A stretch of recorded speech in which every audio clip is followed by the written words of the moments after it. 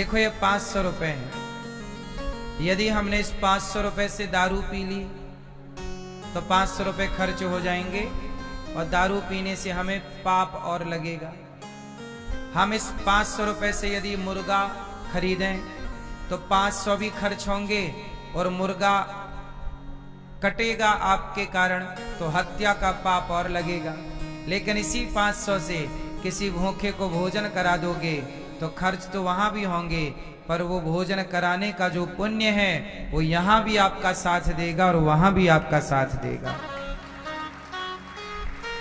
वही पैसा खर्च सब जगह होना है। बिना पैसे खर्च किए आपको ना पाप मिलना है और ना पुण्य। इसलिए आपको पैसे सोच समझकर खर्च करना चाहिए कि पैसे खर्च करने से हमारे सिर पर पाप चढ़ रहा है कि पुण्य। पैसे भी खर्च करो और पाप भी चढ़ाएं, ये तो समझदारी नहीं है। इसलिए आपने जो पुण्य किया है अपने पैसे से, भागवत सुन रहे हैं, कितने लोग भगवान का नाम आपकी बदौलत जप रहे हैं, कितनों की जिंदगी सुधर जाती है कथा से। पैसे तो बहुत लोग खर्च करते हैं कहां कहां, पर वही धन सार्थक है जो भगवान की सेवा में, भगवान की कथा में खर्च हो। आपके पुत्र धैर्य चौबे जी और बहू शिवांगी चौबे जी, पुत्र अपूर्व चौबे जी और गरिमा चौबे जी, भव्य अक्षत अद्वैत चौबे जी और समस्त चौबे परिवार कवर्धा कबीर धाम छत्तीसगढ़ से आप आए हैं। सबका बहुत बहुत स्वागत। 11 अप्रैल से यहाँ भागवत जी की पोथी पाठ होंगी। आप भी अपने पूर्वजों के लिए, पितरों के लिए भागवत जी के पोथी पाठ करा सकते हैं। आज कथा की पावन धारा में हम सब जुड़ेंगे। कल हम लोगों ने कथा में सुना कि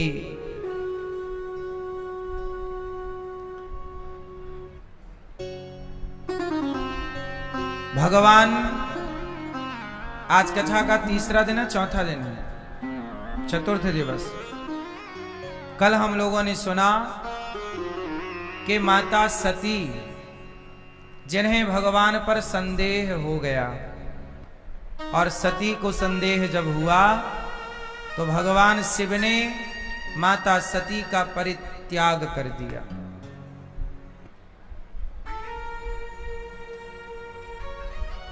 उसके साथ नहीं रहना चाहिए जिसे भगवान पर संदेह है,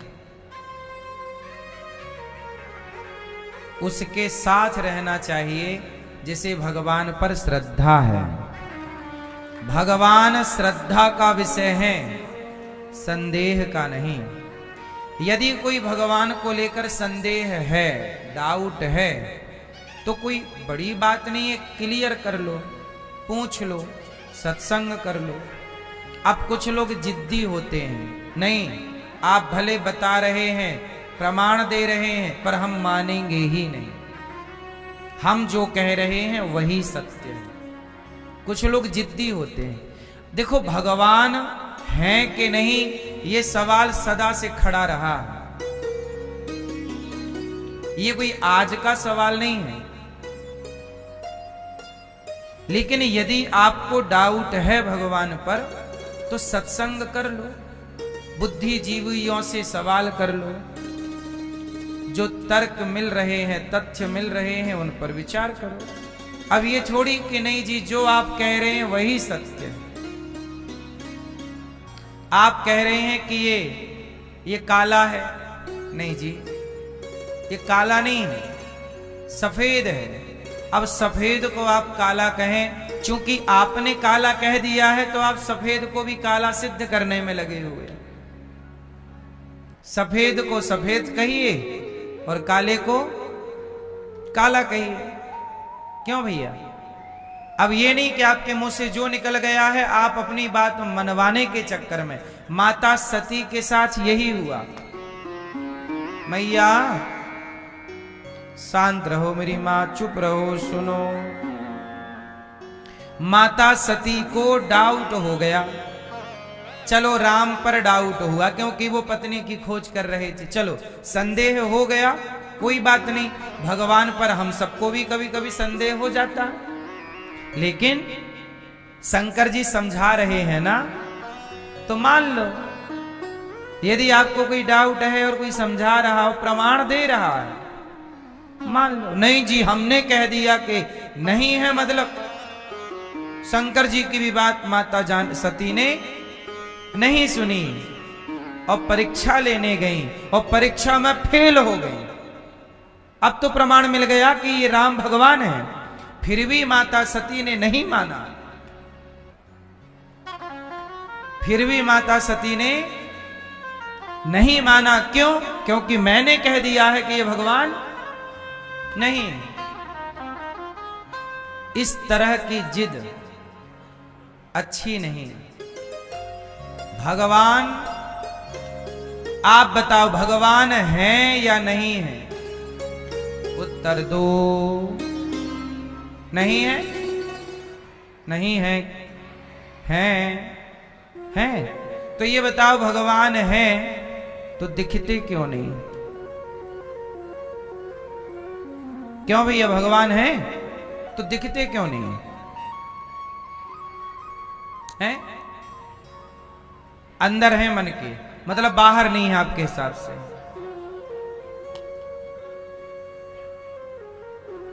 क्यों भैया भगवान है कि नहीं है तो दिखते क्यों नहीं है?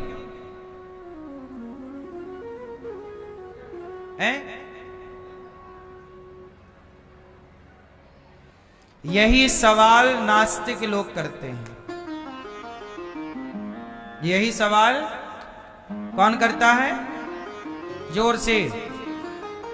आपको इन प्रश्नों का उत्तर पता होना चाहिए, इसलिए हमने सवाल भी याद करा दिया, अब उत्तर भी आपको याद कराएंगे, समझाएंगे आपको और प्रमाण के साथ। देखो भगवान है कि नहीं, पहला ये सवाल है।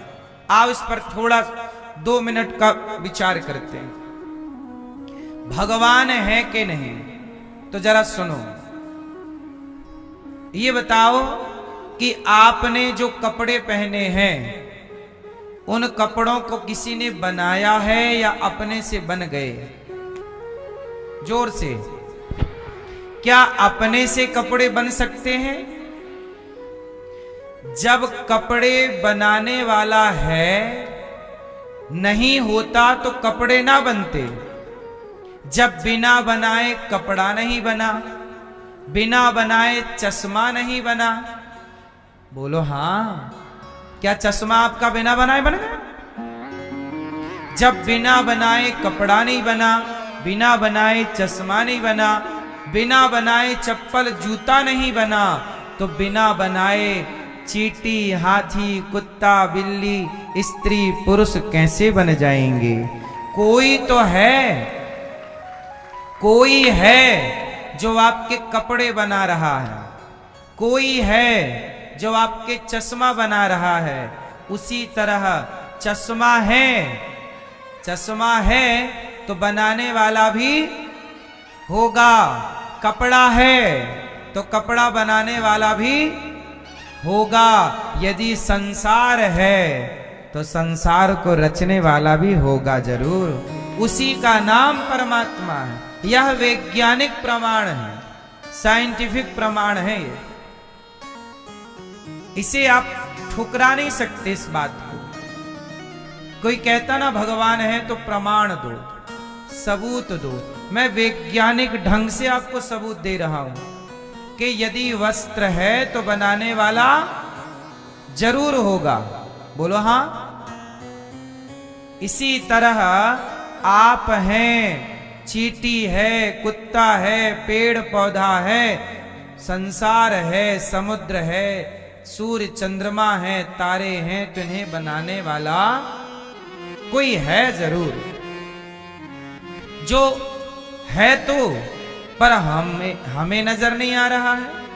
क्योंकि हमें नहीं दिखता तो हमें लगता है कि नहीं है।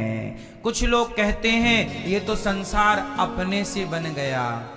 तो बोले अपने से बन गया तो तुम दर्जी के पास कपड़ा बनवाने काहे गए थे? अपने से कपड़ा भी बन जाता। क्यों भैया? अपने से कुछ नहीं बनता। अच्छा ये बताओ, आप लड़कपन से जवानी में अपने से पहुंच गए कि किसी ने पहुंचाया है? किसने पहुंचाया? भैया जब आप पैदा हुए थे कितने किलो के थे? हैं? 2 किलो के। आप कितने के हो? 30, 70। अब बताओ 2 किलो से इतना वजन आपके बचपन से लेके आज तक में कितना आप में ही परिवर्तन हो गया। तो कौन है ये जो आपको बना रहा है? लेकिन वो परमात्मा की व्यवस्था इतनी सूक्ष्म है कि आप ही बन रहे हैं रोज। आप ही लड़कपन से जवान बन गए, बच्चे से आप ही जवान बन गए, और जवानी से आप धीरे से बूढ़ापे में जाओगे तो बुढ़े बन जाओगे। आप ही बन रहे हैं, लेकिन वो बनाने का प्रोसेस वक्त का, समय का इतना सूक्ष्म है कि वो हमारे और आपके जल्दी से पकड़ में नहीं आता। तो लोग कहते हैं कि भगवान तो है ही नहीं। अरे ना होते तो हर समय जो परिवर्तन हो रहा है, परफेक्ट परिवर्तन हो रहा है, क्या वो अपने आप थोड़ी हो रहा है? क्यों भैया? अच्छा एक बात बताओ, यदि ये संसार अपने आप बनता, लोग कहते हैं, कुछ बुद्धिजीवी बोलते हैं कि संसार अपने आप बना। यदि एक बात बताओ, सब अपने आप बनता तो बताओ, गाय चारा खाती है और बैल भी चारा खाता है, पर दोनों की रचना अलग अलग है और दोनों बने एक ही प्रोसेस से हैं। एक दूध देती है और एक दूध नहीं देता। बोलो हां? जबकि दोनों ही चारा खाते हैं। बोलो हां? मतलब कोई है जो नर बना रहा है, कोई है जो मादा बना रहा है। बोलो हां? बिना बनाए कैसे संभव था? अपने से कुछ नहीं होता। इसका मतलब प्रश्न पहला क्या था? भगवान है या नहीं? तो ये प्रकृति को देखकर सिद्ध हो गया कि प्रकृति है तो बनाने वाला जरूर है, मतलब ईश्वर है, सिद्ध हो गया। हाँ या ना? प्रकृति है तो सिद्ध है। क्लियर है? अब दूसरा प्रश्न, भगवान है तो दिखाई क्यों नहीं पड़ते? दिखना चाहिए। क्यों भैया? आपको दिखते हैं भगवान? आपने भगवान को देखा? नहीं देखा। चश्मा वाली बहन, आपने भगवान को देखा? भैया बगल वाली बहन, देखा कि नहीं? नहीं देखा। हाँ भैया आपने नहीं? भैया आपने नहीं? आपने भगवान को देखा? नहीं। 4-5 लोग यहाँ कह रहे हैं हमने भगवान को नहीं देखा। आपने भैया? पीले भैया भगवान को नहीं देखा? नहीं देखा इन्होंने। आपने देखा भगवान को? आपने? भैया आपने भगवान को देखा? आपने? बगल वाले आपने भगवान को देखा कि नहीं? उत्तर नहीं देखा है। देखा है ये कह रहे हैं देखा, ये बच्चे कह रहे हैं नहीं देखा। सुनो,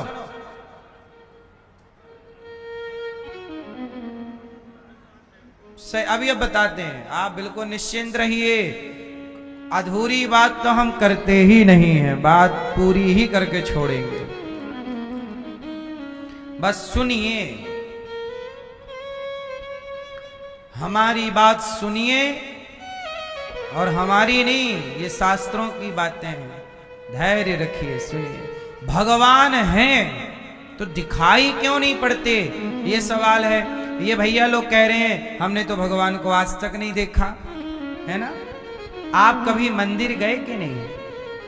किसे देखने गए थे? हाँ, अभी तो कह रहे हो भगवान को नहीं देखा। क्यों? आप मंदिर गई कभी? किसे देखने गई थी?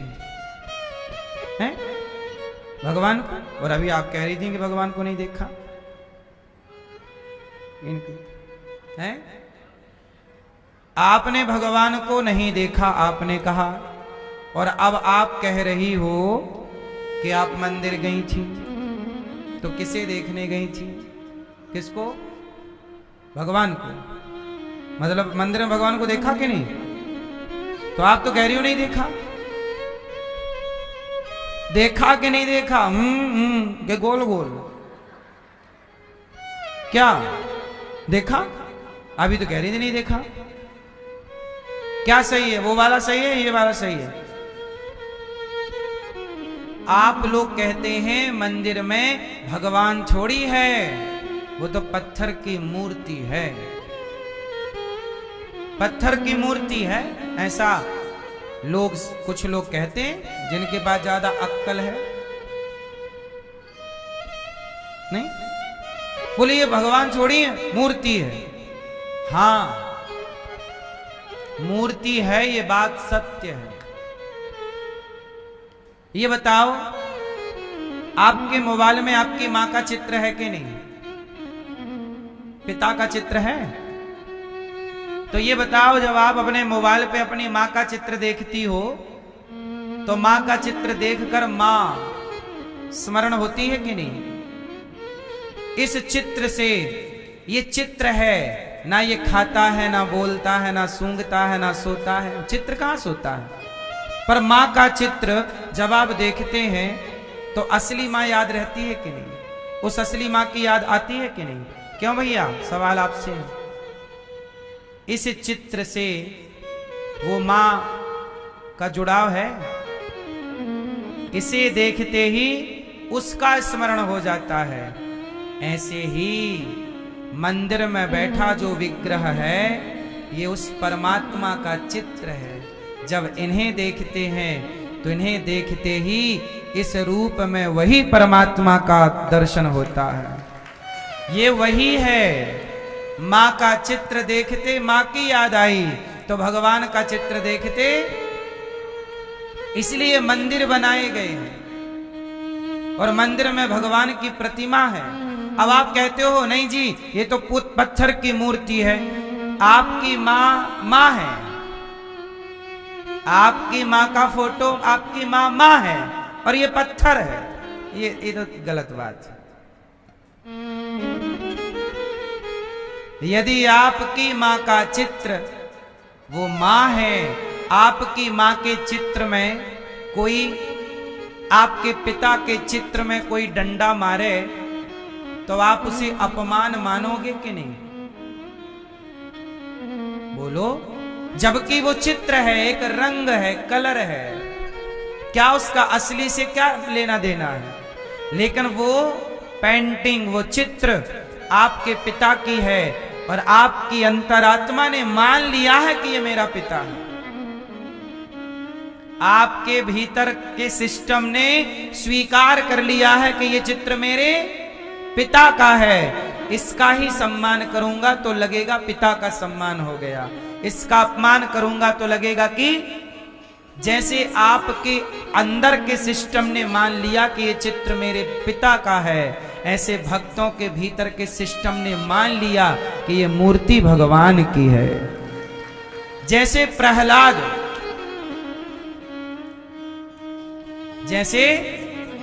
जैसे प्रहलाद के सिस्टम ने मान लिया, भीतर के सिस्टम ने, कि ये खंबा नहीं है, भगवान है।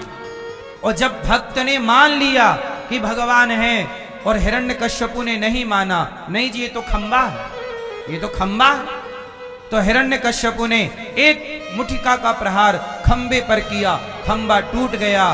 परंतु चूंकि भक्त का विश्वास था कि खंबे पर भगवान हैं, तो भक्त के विश्वास को सत्य करने के लिए खंबे से नरसिंह भगवान प्रकट हो गए। भगवान मंदिर वंदिर में नहीं, मूर्ति में नहीं, आपके भरोसे पर भगवान है, आपके विश्वास में भगवान है, वरना सब पत्थर है। वरना सब मानो तो मैं गंगा मां हूं, ना मानो तो बहता पानी, बह रहा नदी है। तो भगवान मानने का सब्जेक्ट है, ये अंदर की बात है। बाहर की बातों से पत्थर दिखेगा, साइंस सिद्ध कर देगी कि ये पत्थर है, साइंस सिद्ध कर देगी कि ये पत्थर है, पर भक्त सिद्ध कर लेगा कि ये पत्थर नहीं भाई साहब, भगवान है। अब दोनों की लड़ाई यही तो है। विज्ञान कहता है ये पत्थर है, और भक्त कहता है ये, अरे सिंपल है ना, ये कागज है। ये क्या है? विज्ञान सिद्ध कर देगा कि ये कागज है, और है, लेकिन इस कागज में आपके पिता का चित्र छप जाए, मां का चित्र छप जाए, तो आप उस मां, एक ही चित्र बचे आपके पास, मां की फोटो एक है और मां मर चुकी हो, तो बताओ वो एक चित्र ही मां जैसा लगेगा कि नहीं? बोलो। माना कि उदाहरण के लिए समझो कि आपकी मां, किसी की मां मर चुकी है और मां का एक ही फोटो बचा है, तो बताओ वो फोटो ही मां जैसी लगेगी कि नहीं? क्योंकि मां की है। पर विज्ञान कहेगा, अब वो फोटो को गले लगा के उसका बेटा रो रहा, मेरी मां, मेरी मां, मेरी मां, मां। वो विज्ञान कह रहा, पागल, कागज को गले लगा रहा है। देखो, साइंस की दृष्टि से देखोगे तो कहा जाएगा, पागल, कागज को गले लगा के रो रहा है, कागज को गले लगा के। लेकिन वो उस बच्चे की मां है। अब मैं कैसे समझाऊं कि वो कागज नहीं, मां है? आप समझाओ जरा। जो हम समझा रहे हैं वो आपको समझ में आ रहा है कि नहीं? विज्ञान कहता है ये कागज है, ये साइंस कहता है ये कागज का टुकड़ा है, पर इसी कागज के टुकड़े में तुम्हारी मां का चित्र छप जाए और एक वही शेष रह जाए, तो तुम उसे छाती से लगाओगे और रोगे। विज्ञान कहेगा तुम पागल हो, कागज के लिए रो रहे हो। पर उन वैज्ञानिकों को कैसे समझाएं? ऐसे ही हम आपको कैसे समझाएं कि पत्थर नहीं, भगवान है।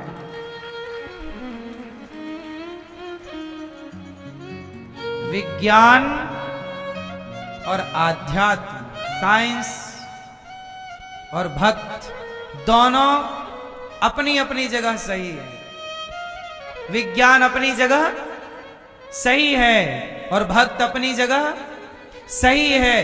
बात भाव की है, और भाव को विज्ञान ग्रहण नहीं करता, भाव को भक्त ग्रहण करता है। भावग्राही जनार्दन। क्यों भैया? कुछ चीजें भाव की नहीं है। अच्छा एक बात बताओ भैया, आपके आंखों के अंदर आंसुओं की टंकी कहां है? आप पढ़े हो तो बताओ, क्या आंसुओं का स्टॉक शरीर में कहीं होता है? होता है तो टंकी बताओ कहां रहती है, किस तरफ बनी है? क्या आंसुओं की कोई टंकी है? लेकिन टप टप टप टप आंसू टपकते हैं कि नहीं? भैया कहां से आ रहा है ये पानी? जबकि आंखों के अगल बगल जरा आप काट के देखना, लाल लाल निकलता है। बोलो हाँ। आंखों के अगल बगल क्या निकलता है? ब्लड है, रक्त है, खून है। लेकिन जब आप रोते हैं तो खून नहीं निकलता, क्या निकलता है? कहां है टंकी? कहां से आते हैं ये इमोशंस जो है ना, भाव है ना, आपकी जल्दी समझ में नहीं आएंगे। ये भाव है। बस वही है ना। एक स्त्री खड़ी है, देखना जरा, एक स्त्री खड़ी है, उसे 3 लोग देख रहे हैं। एक उसका पिता, एक उसका पुत्र और एक उसका पति।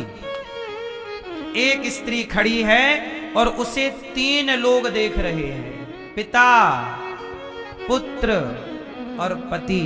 अब बताओ, तीनों एक ही दृष्टि से देखेंगे कि अलग अलग दृष्टि से? बोलो जोर से ना। दृष्टि तीनों की आंखें एक सी हैं, तीनों का भाव बदलेगा। तीनों का आंखें ना बदलेंगी। आंखें तो पति के पास भी, पिता के पास भी और पुत्र के, और तीनों की आंखें वही हैं जो परमात्मा ने दे रखी। आंखों में बदलाव नहीं है। बदलाव किसमें है? देखने के भाव में, कि वो पुत्री के भाव से देख रहा है, वो मां के भाव से देख रहा है, वो पत्नी के भाव से देख रहा है। अब ये भाव जो है, ये विज्ञान की कौन सी मशीन में आता है, कैप्चर होता है? जरा बताओ उस मशीन का नाम। आप बताओ जरा बहन। ये जो भाव है, इसे पकड़ने की कोई मशीन बनी साइंस के आगे? उत्तर दो। है?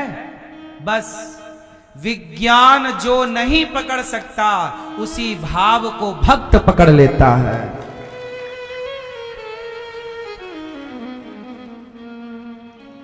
इसलिए ये संसार सदा भाव से चलता है। रिश्ते किससे चलते हैं? भाव से। ये मेरी बहन है, मतलब भाव है, वरना वो भी तो एक लड़की ही है।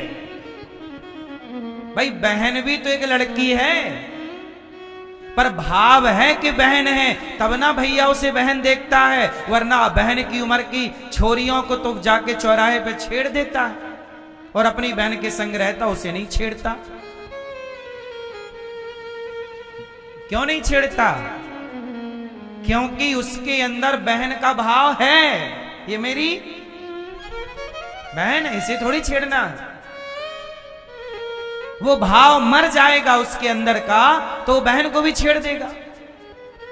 वो तब तक ही नहीं छेड़ रहा है जब तक उसके भीतर का वो भाव जिंदा है। सही है गलत है? और ये भाव किसी विज्ञान की मशीन में कैप्चर नहीं होता। इस भाव को मापने की कोई मशीन नहीं बनी। क्यों भैया बनी है? फिर इसलिए अनादि काल से ये संसार भाव से चला रहा। इसलिए कहते हैं ना, भाव का भूखा हूं मैं। भगवान कहते हैं भाव ही के सार है। भाव था शबरी में, तो राम ने सबरी की कोई दौलत थोड़ी देखी, सबरी का वो भाव देखकर राम पहुंच गए। केवट का वो भाव देखकर पहुंच गए। वरना क्या था, सबरी के पास जंगल में झोपड़ी में रहती थी। लिखा है भावग्राही जनार्दन। हमारे भगवान किसके भूखे हैं? भाव के। इसलिए कहता हूं, विज्ञान भक्तों को कभी नहीं समझ पाएगा, क्योंकि विज्ञान जिस आंख से देखता है, भक्त उस आंख से कभी समझ में नहीं आता। भाव की आंख होगी तो भक्त समझ में आएगा। अब वो भाव की आंख आपकी है ही नहीं, तो आप देखते रहोगे। अच्छा मैं ये एक बात बताओ, सच बताना, आपके बस, आप बस में जा रही हो माना कि, और बस में बगल वाली सीट में कोई लड़की, मतलब नई नवेली दुल्हन, जिसका 2-5 साल में ब्याह हुआ है, उसकी गोद में एक छोटा बच्चा है ना। एक माँ अपने बच्चे को 2 साल का बच्चा मान लो, 2 साल का बच्चा गोद में है, और आपके बगल वाली सीट में बैठी है, और तभी उसके बच्चे ने चलती बस में छिछी कर ली, तो आप नाक पकड़ लोगी कि नहीं? बोलो हाँ, बोलो हाँ। लेकिन आपका बच्चा आपकी गोद में छिछी करता, तो जो भाव उसके बच्चे को देखकर बना, क्या वही भाव आपका आपके अपने बच्चे को देखकर बनता? बोलो, उत्तर दो। नहीं, क्योंकि आपके भीतर के सिस्टम ने मान लिया कि ये बच्चा मेरा, इसलिए सिस्टम उसके साथ अलग व्यवहार कर रहा है। और जब आपके भीतर का सिस्टम ये मान लेगा कि ये बच्चा मेरा है, तो उसके साथ व्यवहार आपका अलग होगा। यही है। अब इस भाव को थोड़ी कोई जानता है। ऐसे ही है, जैसे उस महिला के बच्चे को आपने स्वीकार नहीं किया तो आपने मुंह घुमा लिया, पर अपने बच्चे ने ऐसा किया होता छिछी, तो आप थोड़ी मुंह घुमाती। आप तो बड़े प्यार से साफ करती और उसे लाड़ करती, जैसा कि हर मां करती है। दूसरे के लिए व्यवहार अलग है आपका, और अपने के लिए व्यवहार अलग है आपका। ये व्यवहार इसी व्यवहार से जब विज्ञान नहीं था तब भी ये व्यवहार था। बोलो हाँ। ऐसे ही जो भगवान को नहीं मानते अपना, वो कहते हैं ये तो पत्थर है, मुंह घुमा लेते हैं। लेकिन जो अपना मानते हैं वो इस पत्थर में भी प्रहलाद की तरह भरोसा रखते हैं कि प्रहलाद के लिए प्रकट हुए तो मेरी भी पुकार सुनेंगे जरूर। इसलिए जो भक्त नहीं है वो मुंह फेर लेते हैं, और जो भक्त हैं वो मुंह फेरते, वो कहते हैं यही भगवान है। समझ में आई? बोलो हाँ कि ना। विज्ञान की नजर अलग है